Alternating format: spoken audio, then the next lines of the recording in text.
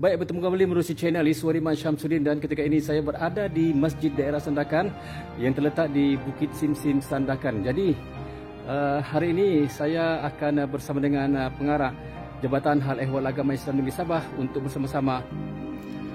Kalau anda melihat banyak tiang-tiang di dalam masjid ini adalah kipas yang direka khas untuk Masjid Daerah Sandakan ini. Kalau dihidupkan, bilah kipas ini akan mengembang dan akan memberikan peredaran angin di dalam masjid daerah yang cukup indah ini.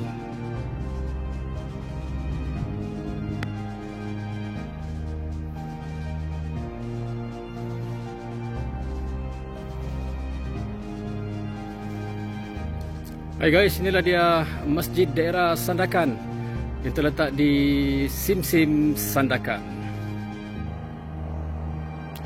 Kebezaannya pada hari Jumaat dan juga setiap perayaan Hari Raya Aidilfitri dan juga Hari Raya Aidiladha, masjid ini akan dipenuhi oleh pengunjung, khususnya mereka yang menunaikan solat Jumaat ataupun solat sunat Aidilfitri dan juga solat sunat Aidiladha.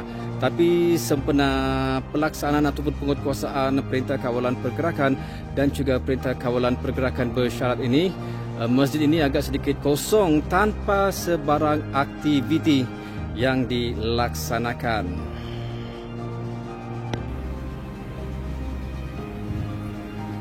Baik, Assalamualaikum, selamat pagi, salam sejahtera. Bertemu kembali menuju cerita pagi dari Sandakan Sabah untuk pagi ini.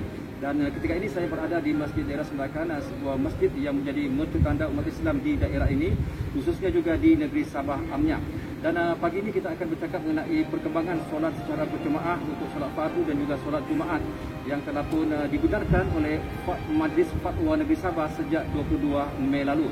Dan untuk bercakap mengenai perkembangan ini, kita akan bersama dengan pengarah Jabatan Hal Ehwal Agama Islam Negeri Sabah, Datuk Saiful Rahman Haji Sangol.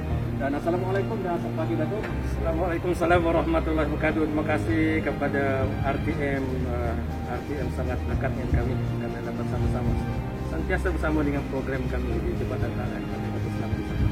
Baik Datuk, mungkin boleh Datuk cerita sedikit mengenai perkembangan solat berjemaah, khususnya untuk solat fardu dan juga solat Jumaat yang telah pun dibenarkan oleh Majlis Fatwa Negeri Sabah sejak 22 Mei lalu. Pertama-tamanya syukur kepada Allah Subhanahu Wa Taala karena kita punya pemutusan COVID-19 ini sudah nampak sangat berkesan, dan sehingga beberapa keputusan mutakhir ini kita telah buat berdasarkan irsyad mufti yang sebenarnya daripada Majlis Keselamatan Islam Negara itu, dan kita telah dikeluarkan tentang irsyad itu membenarkan solat Jumaat yaitu seramai 12 orang, dan mudah-mudahan perkara ini akan bertambah lagi nanti pada masa akan datang apabila kita mohon pada Allah Subhanahu Wa Taala. Mudah-mudahan COVID-19 ini kita dapat putuskan sepenuhnya dan kita akan melaksanakan ibadat dengan sempurnanya di mana-mana saja, termasuk dalam masjid dan surau. Dan itu selepas Majlis Fatwa Negeri Sabah menggunakan solat berjemaah, walaupun tidak ramai, tapi bolehlah dikatakan solat sudah boleh dilaksanakan di masjid-masjid terpilih di negeri Sabah ini. So, adakah mereka melanggar SOP-SOP yang ditetapkan ataupun mereka mematuhi sepenuhnya prosedur operasi standar ini yang dikeluarkan oleh Majlis Keselamatan Negara? Pertama, saya nak ucapkan tahniah kepada semua pengurusi masjid dan imam-imam di seluruh negeri yang mana mereka ini menjadi pengurusi dan imam setiap masjid di seluruh Sabah. Dan alhamdulillah saya nak sebut di sini mereka telah melaksanakan dengan tugas dengan baik, memahami arahan daripada irsyad mufti dan arahan daripada Jabatan Hal Ehwal Agama Islam Negeri Sabah, dan mereka telah mematuhi SOP ini, iaitu kita melaksanakan solat Jumaat seramai 12 orang, dan Jumaat yang pertama hari itu dan Jumaat yang baru-baru ini pun alhamdulillah kita telah laksanakan tanggungjawab kita sebagai seorang muslim, dan kita telah melaksanakan SOP ini dengan sebaiknya. Dan inilah sebenarnya yang sepatut kita buat, di mana umat Islam khususnya dan dengar nasihat daripada kepimpinan negara dan negeri kita, dan kena mematuhi SOP daripada Kementerian Kesihatan Malaysia yang bertujuannya untuk kemaslahatan dia untuk supaya kita selamat semua, dijauhkan dari segala merbahaya. Dan ini pun sebenarnya keseluruhan agama, dan umat Islam tidak perlu risau berkaitan dengan sembahyang di rumah dan di masjid ini. Karena bila dalam keadaan tertentu ada pandangan-pandangan yang mana membenarkan kita untuk salat di rumah itu, insya Allah salat kita di rumah itu pun sah juga. Tidak ada yang tidak sah itu melainkan sah, diterima oleh Allah Subhanahu Wa Taala. Baik itu, walaupun aktiviti keagamaan tidak dibenarkan untuk dilaksanakan di masjid-masjid ataupun di surau, melainkan solat berjemaah ataupun melainkan solat berjemaah lah. Tetapi kita mengambil contoh macam di Masjid Daerah Sandakan ini telah pun ditukar kapetnya, kapet lama menjadi kapet baru. Jadi pendek kata penyelenggaraan masjid diadakan. So bagaimana di masjid-masjid lain di negeri Sabah, adakah juga penyelenggaraan dilaksanakan di masjid terpilih? Pertama yang saya nak sebut di sini sebenarnya penyelenggaraan kita itu berlaku sebelum lagi COVID-19 dan kita telah laksanakan di Sandakan. Tetapi bila kita pada 18 hari bulan itu kita ada PKP, kita patuh kepada apa yang disarankan oleh kerajaan kita dan Kementerian Kesihatan Malaysia, kita tangguh semua dan kita tangguhkan sehinggalah ada perintah yang lepas itu yang mengenai dengan PKP bersyarat itu barulah kita laksanakan semua. Dan alhamdulillah Masjid Sandakan ini bersyukur banyak-banyak kepada Allah Subhanahu Wa Taala kerana lebih kurang 30 tahun kapit ini tidak ditukar.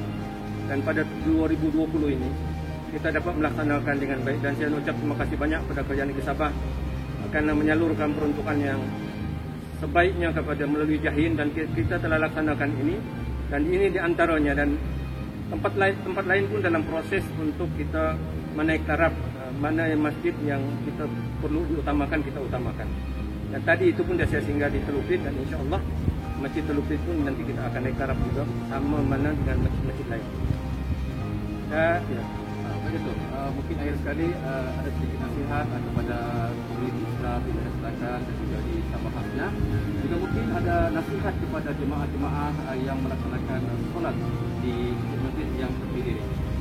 Pertama-tama dan yang utama mari kita berdoa kepada Allah Subhanahu Wa Taala. Itu yang pertama saya nak sebut. Bersama kita berdoa kepada Allah supaya COVID-19 ini dapat diputus dan kita dapat tangani bersama mengikut apa sahaja yang diarahkan oleh kerajaan kita.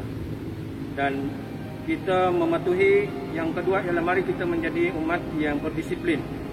Karena bila ada setiap orang berdisiplin ini antara faktor utama kenapa kita dapat menangani ini karena setiap orang prihatin dengan arahan SOP Kementerian Kesihatan Malaysia. Dan kalau ini kita jaga sebagai seorang Muslim yang prihatin, insya-Allah kita akan dapat memutuskan COVID-19. Yang pentingnya ialah umat Islam mendengar nasihat daripada kepimpinan, mendengar nasihat daripada KKM atau Kementerian Kesihatan Malaysia. Mari kita patuhi semua ini, semua arahan-arahan ini. Mudah-mudahan dengan adanya berdoa, kemudian ada usaha kita, mudah-mudahan kita akan terlepas dan dijauhkan daripada bala dan wabak COVID-19 ini dan yang lain. Terima kasih. Jadi terima kasih sekali tu. Terima kasih kepada RPM kerana dapat bersama-sama dengan kami.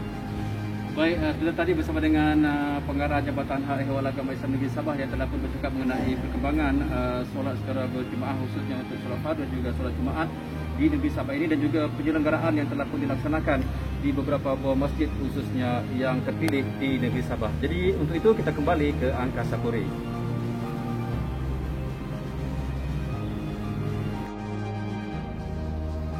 Asyhadu an la